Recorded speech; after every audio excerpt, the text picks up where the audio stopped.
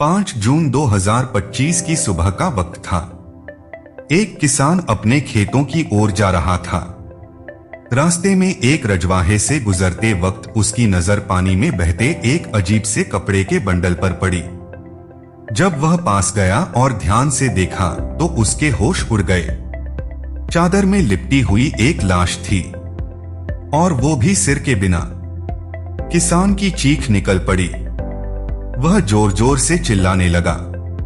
कुछ ही देर में वहां भीड़ इकट्ठा हो गई। पुलिस को सूचना दी गई। जब पुलिस मौके पर पहुंची तब जाकर शव को बाहर निकाला गया और जांच शुरू हुई। शव एक युवती का था। सलवार की जेब से 2 पुराने नोट और एक कागज का टुकड़ा मिला जिस पर एक मोबाइल नंबर लिखा था। पुलिस ने तुरंत उस नंबर पर कॉल किया। कॉल मेरठ जिले के दोराला थाना क्षेत्र में एक गांव साधुओं की नंगली में रहने वाले अमन नाम के लड़के तक पहुंची। इसी कॉल से कातिलों तक पहुंचने की शुरुआत हुई। लेकिन कहानी यहीं खत्म नहीं होती।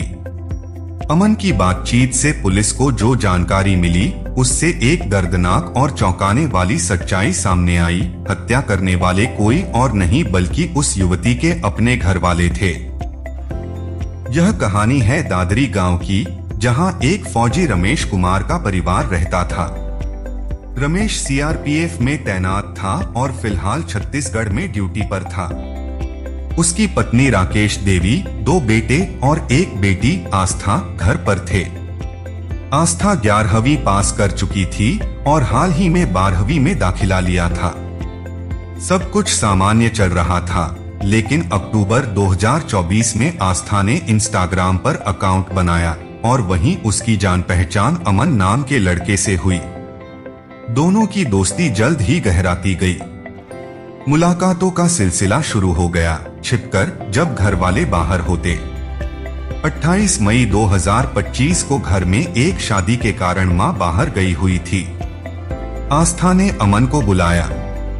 छोटा भाई घर में अचानक आ गया और बहन को अमन के साथ आपत्तिजनक हालत में देख लिया। विरोध किया तो बहन ने उसे चुप रहने के लिए मना लिया। मां को जब सच्चाई पता चली तो उसने पति को बताया।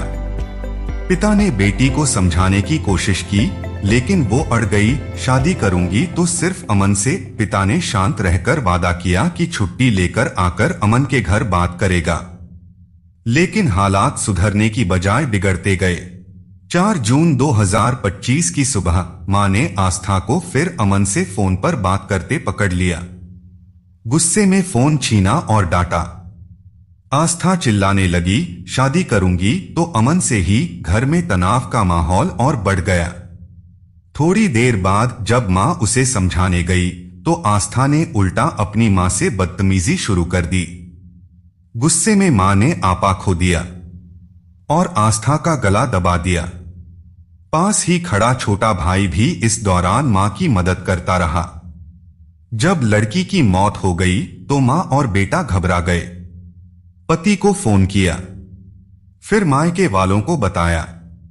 रात में मां के भाई, भतीजे और भांजे आए और लाश को ठिकाने लगाने का प्लान बनाया।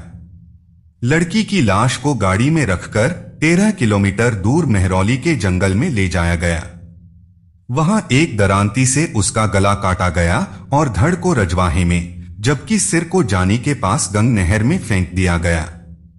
लेकिन कपड़ों की जेब में बचा पर्चा और नंबर सबका भांडा फोड़ गया। पुलिस ने अमन को हिरासत में लिया। फिर लड़की के घर पहुंचकर परिजनों से पूछताछ शुरू की।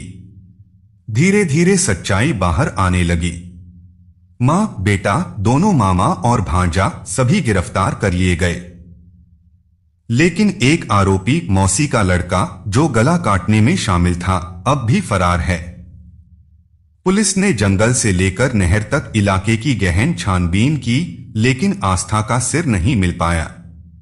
यह पूरी घटना एक जघन्य पारिवारिक हत्या थी, जिसे छिपाने के लिए झूठ की कई परतें बनाई गईं। लेकिन सच ज्यादा दिन तक नहीं छुप सका। इस कहानी का मकसद आपको डराना नहीं बल्कि सतर्क करना है। अगर उसी वक्त पुलिस को सूचना दी गई होती तो शायद इतने लोगों की जिंदगी तबाह न होती। रिश्ते अगर समझदारी से संभाले जाएं, तो ऐसी घटनाएं टाली जा सकती हैं।